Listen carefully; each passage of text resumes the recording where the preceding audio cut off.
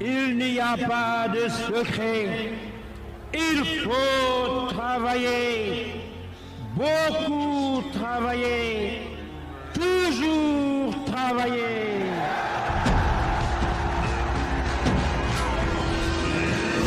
Ce que j'ai dit de la jeunesse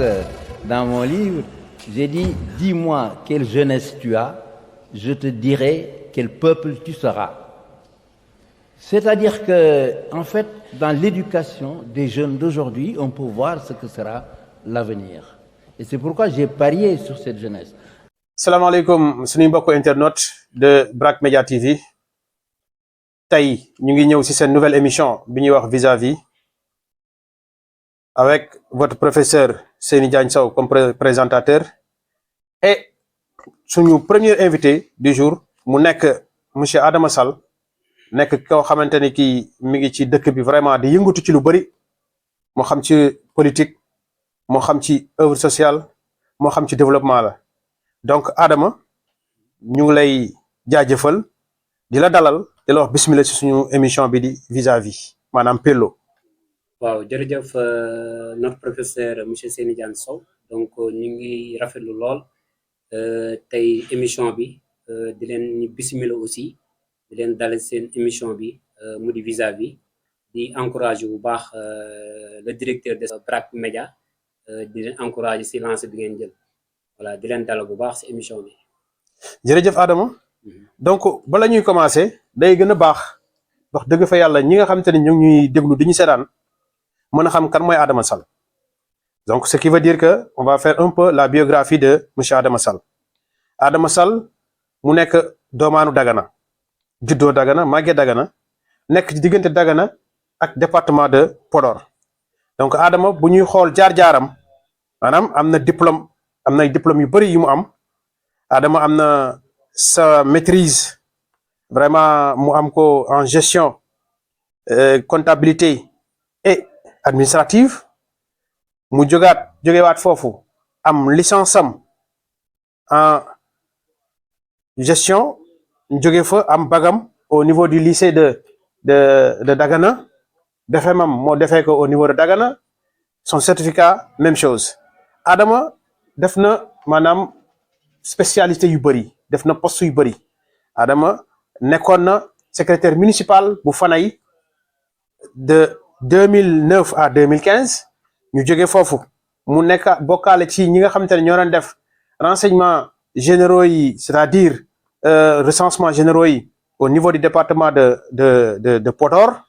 Adama aussi a été vraiment quelqu'un koo xamante ni kii depuis 2015 ba 2025 mi ngi nekk au niveau de Dagana c'est-à-dire mi ngi nekk au niveau du conseil départemental de Dagana donc mi ngi fay gérer ay postes stratégiques vraiment nekk fa spécialiste en comptabilité gestion finance etc. donc Adama ñu xam ne tey ñu ngi en face de nous koo xamante ni kii vraiment ku jara déglu la ku jara sargal la mis à part ça Adama Sall est aussi un politicien tey moom moo nekk le coordinateur départemental du mouvement Yaakaar de Dagana mis à part ça aussi Adama est aussi président de l'ASC Dental qui a retrouvé si je ne m'abuse bien l'élite départementale Adama. jërëjëf professeur donc comme ni nga ko waxee biographie bi mun naa wax ni réussir mais alhamdulilah comme ni ko ñu bëree gisee di si yokk rek aussi je suis un opérateur économique donc musuma toog jàpp sama liggéey rek toog au contraire macha allah damay entreprendre depuis bu ma nekkee étudiant maa ngi entreprendre yor sama entreprise de liggéey en BTP en prestation de service ak yeneen en consultance aussi donc yooyu yëpp depuis 2014 ba léegi maa ngi ko yor alhamdulilah sant yàlla comme ni nga ko waxee aussi j'étais à Fanaye comme secrétaire municipal ma jógee foofu duré fa presque 5 ans ñëwaat fii Dagana au niveau de Dagana nekk fi aussi agent administratif et financier gérer tout ce qui est la coordination de la suivi de passation des marchés la comptabilité des matières donc secrétaire administratif et financier donc ak lépp la nga xamante ni conseil bi mu ngi siy liggéey teewu ñun nous sommes des techniciens di jàppale les élus du département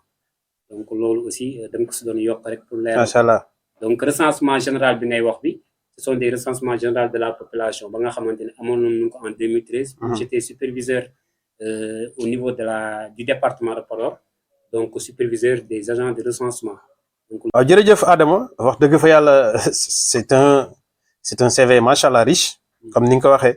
te cela se répercute à travers la personne vraiment ñu gis ni yaa ngi participer vraiment sur le au niveau de développement de Dagana ak diwaan bi yëpp sax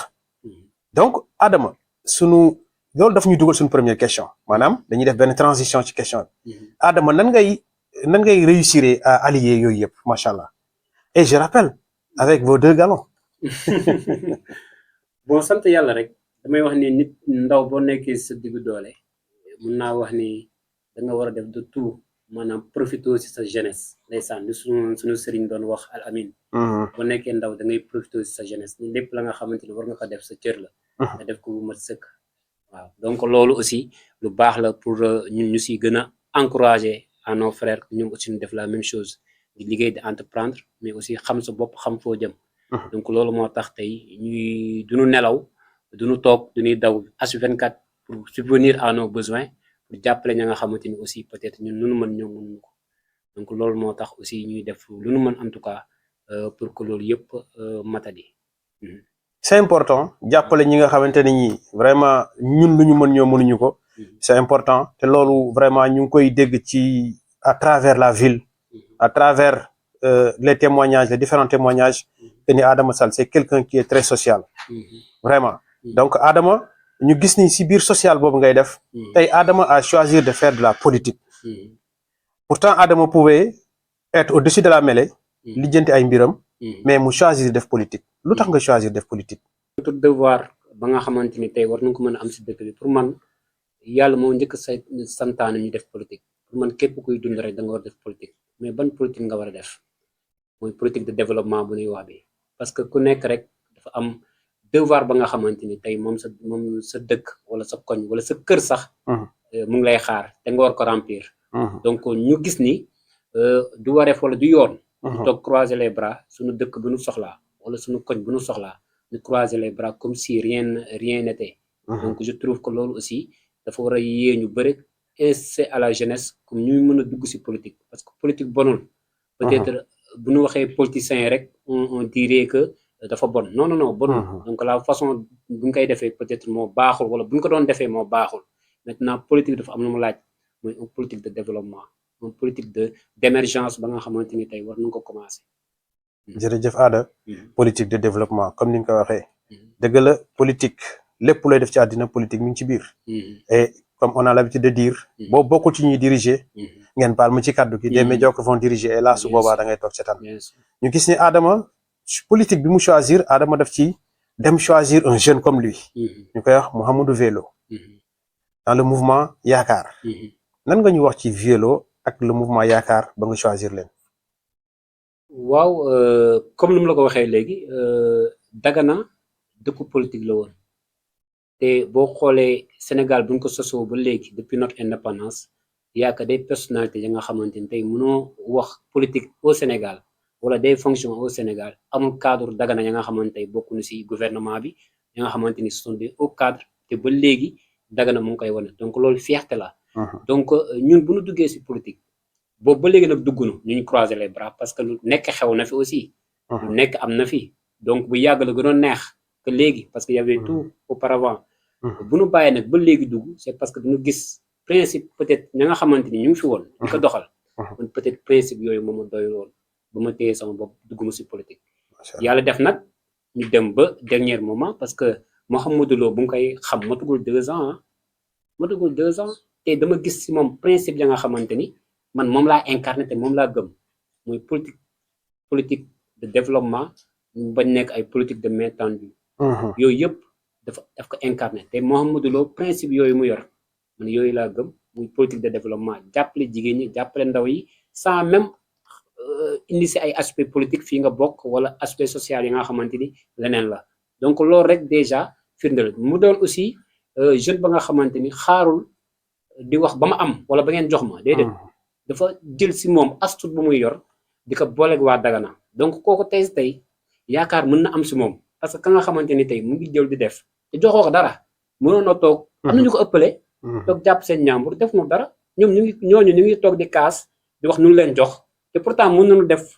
avant même nu leen di jox mais Mouhamadou Lo xaarul loolu yëpp daf leen wax carrément ngeen jox ma ngeen ñàkk ma jox devoir bu ma am pour defal ko waa Dagana dama koy def donc kooku tey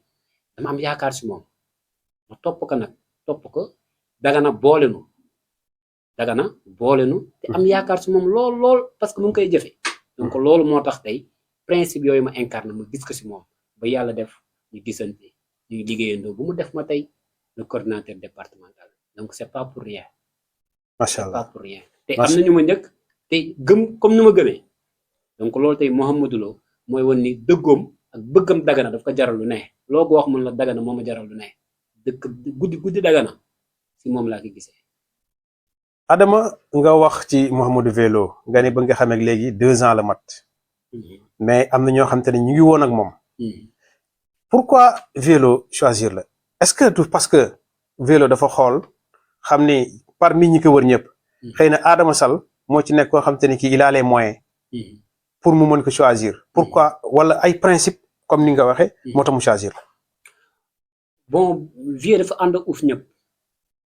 ñu fi nekk barki démb comme ñu fi nekk tey la différence en est que boo ñëwoon tey yow seeni dugg si mouvement yaakaar wala beneen Ablaye Ndiaye ñëw dugg mouvement yaakaar tey day mel ni yow tey 10 ans nga fa def yàgg ku ko njëkkoon fondé sax dañuy wax yéen a bokk même statut c'est ça la différence moo tax dafa jël ñëpp buub leen uuf leen ne leen nag topp leen benn kàddu topp leen diw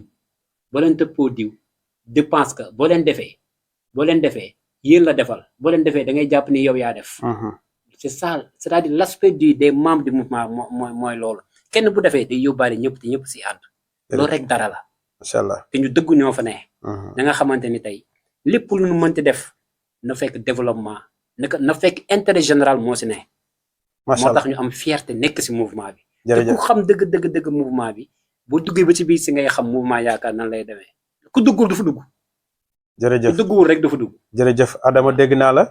nga wax ni politique de développement la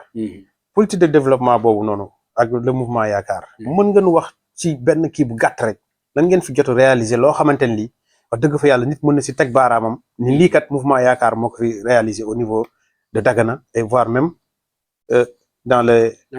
département. Seyni les réalisations du mouvement yaakaar je pense que bu nga ko toogee fii di wax li su ëpp du nga koy bàyyi sax wala kenn du jeexal émission bi. parce que bëri na bëri ba nga xamante ni tey la beaucoup fait pour Dagana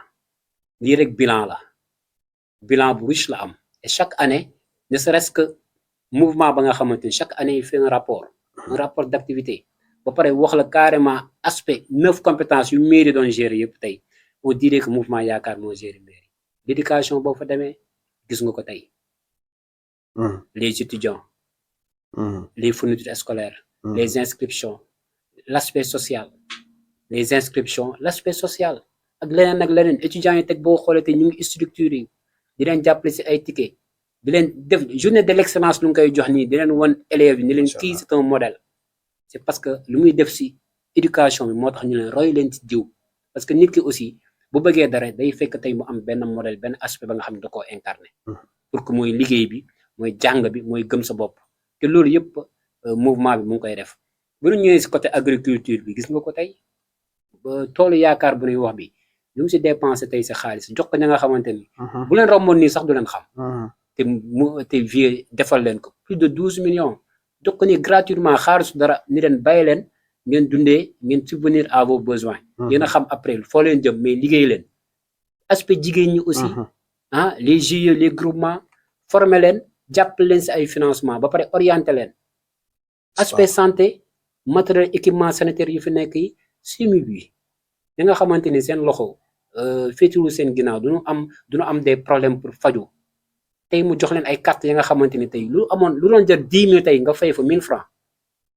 lu doon jar 100 000 ñu laaj la 10 000 macha allah donc loolu rek dara la te chaque année da koy renouveler enrôler na plus de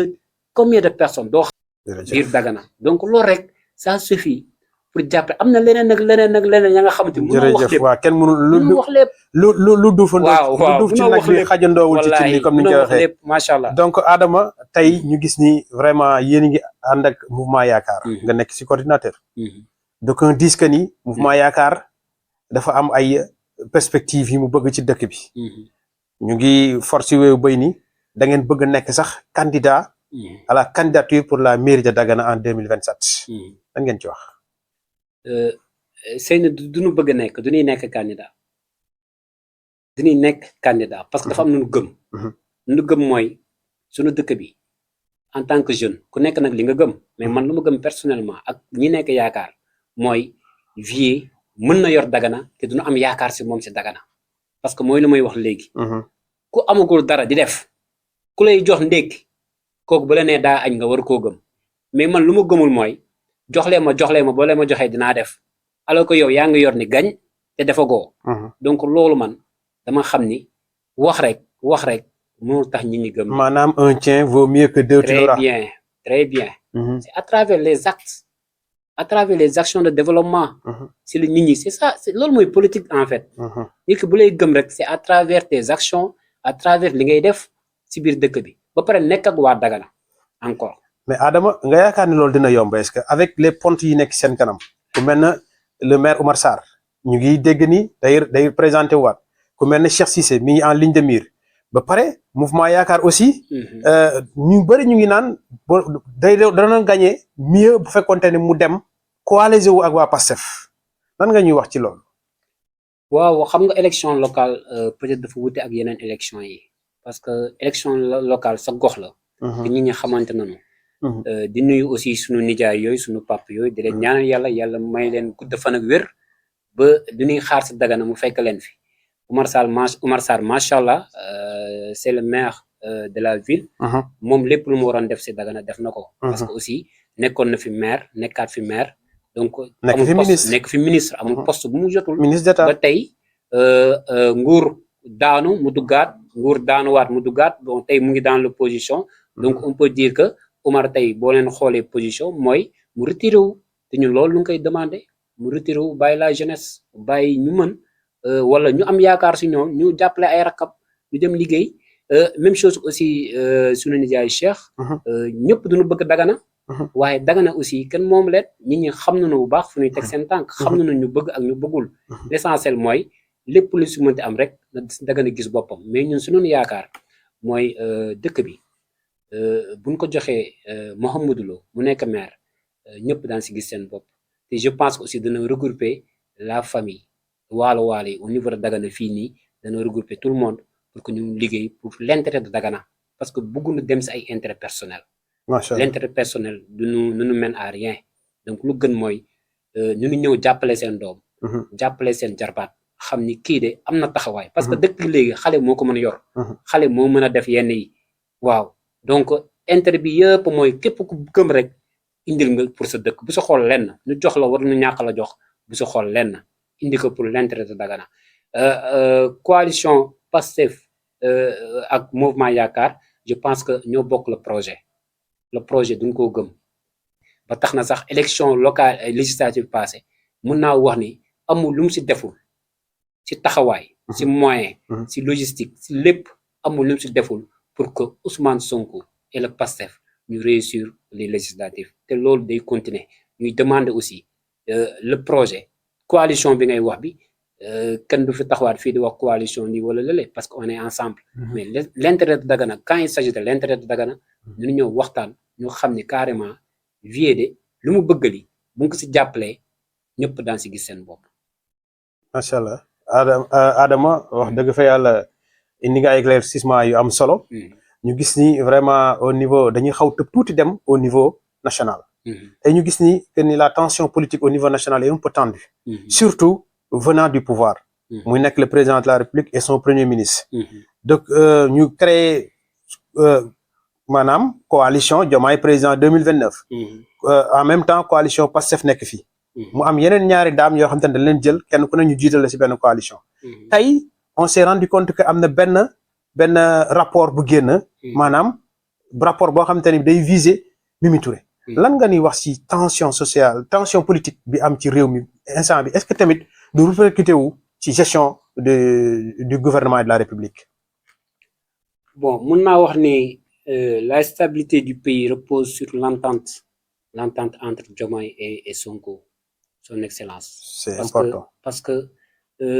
loolu ñu soxla instant bii mooy ñoom noo xeexandoo dóorandoo tey ba am na ñuy am Sonko yaakaar si moom jox ko kon je pense que Diomaye l'intérêt du Sénégal mooy ñoom ñaar ñu nekk benn kenn bañ a dugg seen diggante parce que aussi intérêt Sénégal bu tegoo intérêt personnel yëpp day féetee boo te loolu mooy intérêt Sénégal loolu mooy tax projet bi ñu gëm ñun ñoom lu ñu gëm ñu aussi si projet bi ñu mën ko réaliser pour dire des coalitions des kii ku nekk yaa ngi am xëcc sa côté mais nu fàttaliku démb nit ki aussi da ngay gore nga fàttaliku démb position bi nga amoon ak tey position bi lu mu métti je pense que bu ñu toogee autour d'une table daanu mën a trouver des solutions ñun loolu daal laa amoon lu may wax si côté boobu ñu gën a toog gën a waxtaan pour l'intérêt du Sénégal et je pense que alhamdulilah ça se voit que waxtaan am na te ñu ngi continuer si siège boobu te bu ñu continuer nii résultat déjà yi gis nga ko waxtaan moo tax lu bëri instant bii nii gën na stable donc ñu ñuy ñaan yàlla loolu continuer ak képp ka nga xamante ni dugg na seen diggante ñu fàttaliku ni l'intérêt du Sénégal prime sur l'intérêt de tout le monde. maanaam bu la déggee waxtaan boobu tey moo aboutir ci yenn avancées économiques si comme par exemple la baisse des prix des denrées de première nécessité mais aussi des matériaux du BTP lan nga ñuy wax ci loolu waaw parce que le premier ministre c'est lui qui conduit les programmes du gouvernement l'action gouvernementale c'est le premier moom moo ko incarné bien vrai que le président moom mooy jox les directives et tout donc waxtaan bu amee rek je pense que liggéeyu premier ministre day yomb liggéeyu président ak bëgg-bëggam day yomb donc loolu moo aboutir nii tey parce que wax na fi ay jamono daanu def le tout ba dundunu askanu Sénégal mu gën a wàññeeku te ñun loolu ñuy xaar suñu ay dirigeants dund bi yomb BTP ku bëgg a tabax daa mën a tabax si anam yu yomb ku bëgg a def leneen faju si anam yu yomb je pense que loolu tey moom mooy suñu défi bu njëkk ba nga xamante ni tey gouvernement bi daf si war a gën a taxaw te nee nañu sax dana gën a wàññeeku te loolu ñuy xaar mu gën a wàññeeku pour ñëpp gis seen bopp waaw bu gënee wàññeeku day baax ndax day baax ñu bëri ñu mel ni ñun waaw wala ñeneen ak ñeneen dinañ mën a am au moins oto voilà dinañ mën a am au moins amay moto carburant bi wàññeeku voilà ndax bu carburant bi wàññeeku day répercuté wu aussi tamit si économie réew mi c'est ça tey Adama duñu pare wax dëgg fa yàlla te dugguwuñu ci benn mbir mooy aspect sportif ñu gis ne Adama c'est un président d'ASC mu yore ko pendant des années muy koñam ASC Dental Adama ban bilan nga ñuy tegal ci ASC Dental depuis bi nga ko yore ak léegi macha allah ñu rappeler que ni tu as été le premier wala bokk sa ASC mooy première ASC boo xamante ne bi nekk na suma juumul deux fois de suite champion communal ba joué troisième finale mais gagné wu ko donc 3 fois de suite donc tey encore ñu gis ni ASC Dental retrouvé waat na l'élite départementale lan nga ni wax ci loolu waaw ASC Dental c'est ma famille ASC Dental moom sama deret la te ASC la ba nga xamante ni ay nit ñu baax ñoo fa ne parce que foofu ngay ñëw rek fekk mag ak ndaw toog bokk ataay di waxtaan te loolu rek dafa am lu muy firnde mooy ñoo bokk ndey bokk baay te si kaw loolu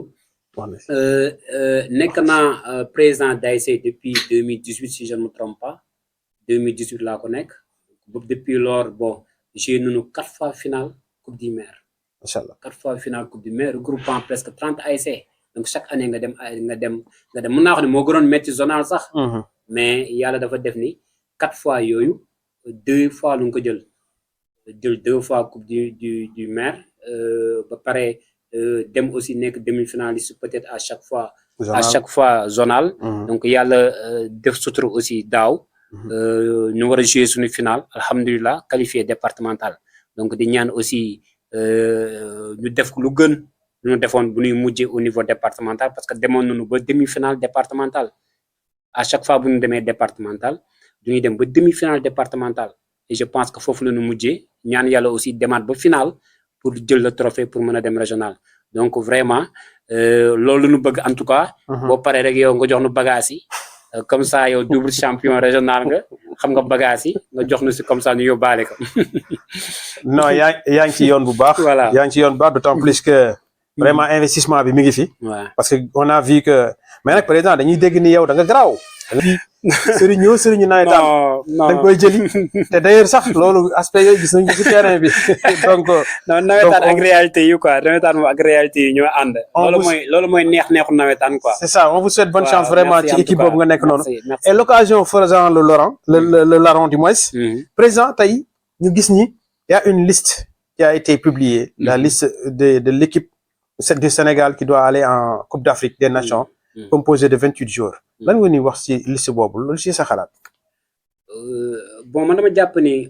on a des joueurs très talentueux donc am nañu ay joueurs xam nga des fois mun nga am ay joueurs te doo am sélection. loolu da ciy joué. te ku yàgg xam Sénégal équipe bu nekk mën na la dóor ci biir monde bi ci biir àdduna bi. bien sûr parce que déjà joueurs yëpp ay compétir. ci haut niveau bi. te loolu du nga koo soxla tey bu ñu ñëwee seen dëkk. ñu nekk benn pour jéem a relever le défi yàlla def na aussi ñu jël suñu première CAN. pourquoi pas dem jëlaat ko te war na mën a yomb si ñun parce que joueurs yu ñu yor yi tey ñu ngi toj ci àdduna. ils sont de classe mondiale.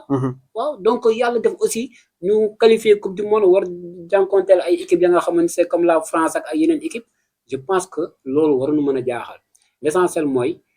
nu ñu nekk benn liggéeyandoo préparer compétition bi dugg si. préparé ñëpp en tout cas l'essentiel talent bi mu ngi fi. bëgg-bëgg bi mu ngi fi. aussi dooleel bi aussi mu ngi fi donc loolu mooy suñu objectif tey ñu def le tout ba jël CAN bi. amiin mais aussi sore lool. si mondial bi. waaw war na mën nekk. war na mën a ne. Adama. tey Dagana ñu gis ni am na ñaari club yu joué championnat régional. benn bi di AS Dagana. beneen bi di Dagana football club. bu président Baye Mbodj. tey. ndax loolu du benn open ci Dagana pour Dagana war a mën a am prolifération club ak yéen ñi nga xamante ni yéen doon jàppale club yi lan mooy doon seen apport ci bu boobaa. je pense que c'est positif parce que aussi ñëpp mënuñ dem compétition. joueurs yi bëri na. Dagana y a des talents. C'est l'occasion aussi de remercier ñi initier les écoles de football fii Dagana. depuis lors ñu ngi si di former les joueurs petite catégorie donc moyen ba dem ba senior ak yooyu. donc yooyu c'est à valoriser donc c'est à pérenniser. comme ni nga koy waxee bu ko defee tey qualité football bu nu war a am Dagana au moins bu waroon am bi bu njëkk. ñu amaat ko maanaam former les jeunes. te loolu aussi c'est l'occasion de remercier le président Baye Mbodj et les autres. Baye Mbodj laa si gën a xam et les autres di remercier aussi acteurs yi comme yéen ñi nga xam ne yéen a ngi encadré Seyni Diagne. yéen a ngi encadré la jeunesse les joueurs donc loolu yëpp bu positif la maintenant pour les deux équipes régionaux je trouve ça positif. L'essentiel mooy d'aller compétir mais lépp couleur Dagana drapeau Dagana ngeen di yóbbu. L'essentiel mooy il faut faire tout que régional bi au moins ñu mën a qualifier dem defee ñu mën a yéeg niveau bi gën a kawe. parce que war nañu fa delluwaat nag parce que su Dagana tey fu mu toll war nañu sax dépasser N2 bi n'est-ce pas. war nañu ko mën a dépasser. war nañu dépasser aller très loin. waaw donc yooyu duñuy jéem rek pour gars yëpp jàpp si on demande les autorités locales donc les personnes de bonne volonté ñu ñëw jàppale ñaari club yi xam ni club Dagana la. on doit tout faire pour que au moins ñu mën a qualifier si N2 bi donc loolu daal parce que ça demande des moyens. ça demande beaucoup de moyens. donc sponsors yi bëriwul. mën naa wax ni sax amul donc day manqué souvent fii lu gën mooy askanu Dagana les autorités locales jàppale ñaari club yooyu. ñu bañ a am benn problème parce que à chaque fois problème yi dañuy bëri ba effectivement duñu mën a sax continuer saison bi. macha allah Adama li nga wax am na solo. kon donc ñu souhaiter bonne chance à ces deux clubs. bonne chance Adama duñu terminer te ñëwuñu ci benn aspect muy maanaam sa montage cellule. boo xam te ne ñu ngi koy dégg un peu partout. lan nga ñu ciy mën a wax. waaw sunu montage cellule c'est dans le cadre de structurer ci mouvement structuration mouvement bi et je pense que leader yu nekk ci mouvement bi yëpp ñoom ñu ngi préparer pour monter seen cellule pour coordination bi gën a baax préparation yi aussi gën a yem ci kaw loolu nag duñuy demander à tous les sympathisants les membres ak ña nga xamante ni tey Dagana moo leen ñor. ñu ñëw adhérer ci mouvement bi mais aussi ñëw jàppale leurs frères les autres frères ña nga xamante ne aussi ñu ngi préparé pour monter seen cellule. man mi nga xam ne maa ngi war a monter le 26 et le 27. fii incha allah mooy regrouper presque 6 à 7 comités. fii fan. fii au niveau de Diamaguène. mun naa wax ni Diamaguène deuxième secteur. donc foofu lay monter sama cellule. ko ñu dental. ok donc foofu surtout SDE bi suñu kër famille. donc foofu lu ngi koy monter. te incha allah day regrouper 6 à 7 comités ya nga xamante ne tey boo fa demee macha allah responsable yi bëri nañ fa te gars yi ñu ngi adhéré de jour en jour ñu ngi adhéré concernant suñu principe ak suñu gëm-gëm ñu am pour Dagana. macha allah loolu am na solo. Adama nga gis ni tey émission bi ñu def nii. yaa ngi ko def ak benn média bu bees bu ñuy wax BRAC Média. Adama lan lay wax waa BRAC Média ak lan la war a mën a jàppale waa BRAC Média. waaw xanaa di leen encourager di leen féliciter si ñi initiative bi ngeen jël parce que population bi aussi lii la soxla dem waxtaan ak doomu dëkk bi xam problème mu dëkk bi jafe-jafe dëkk bi xam aussi ku nekk li ngay def pour dëkk bi. loolu da siy baax. parce que à chaque fois fii da ngay gis nit ñi dañuy dem à l'euphorie dañuy dem duñu xam duñu yëg donc loolu ça permettra à la population locale ñu xam exactement lan mooy seen rôle. ak nit ñi si fan lañu toll si mbirum développement ak seen jafe-jafe te loolu aussi da siy baax. doomaanu Dagana yi ñoom ñoo moom initier lii di BRAC Média.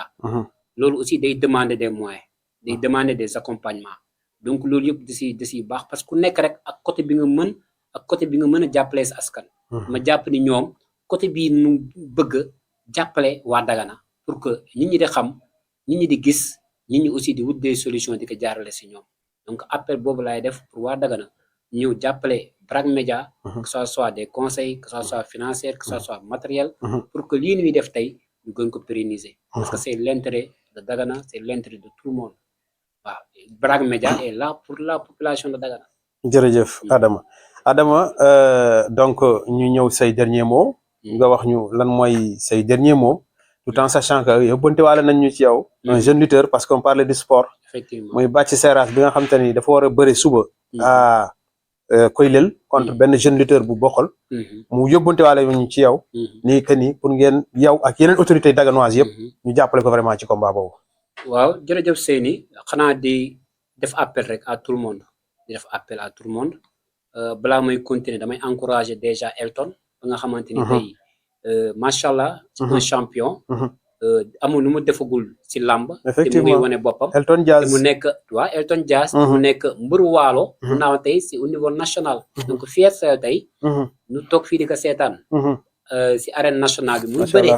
donc loolu fierté la mu wax ni Dagana laa dëkk. te fu merci. fu mu waxee rek ni Dagana waalo. Dagana waalo. donc loolu fierté la. ñu war leen mën a jàppale.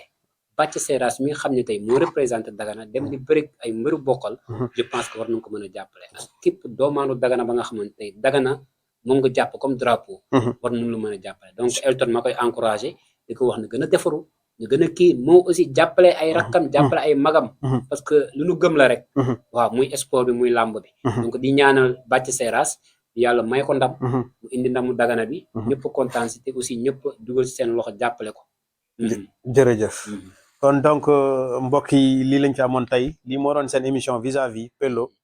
ñu amoon fii Adama Sall vraiment tey. Il n'y a pas de secret. Il faut travailler, beaucoup travailler, toujours travailler.